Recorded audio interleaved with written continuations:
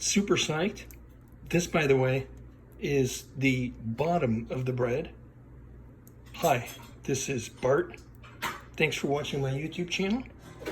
If you want to know how to make this incredible loaf that looks like this, come and join me next week and watch my video. Super easy to make.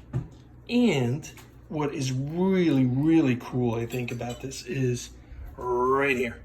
So we're gonna make this with a stand mixer. In this case, KitchenAid, shout out to KitchenAid. But this is the only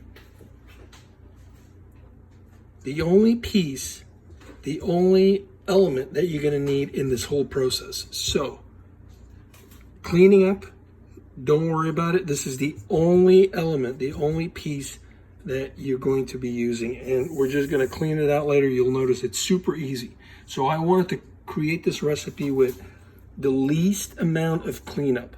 And I found this amazing recipe. This is very important as well, because it can get pretty hectic and a lot of cleanup, and I didn't want that. So again, super easy. One piece to clean up, and then this is going to be your result.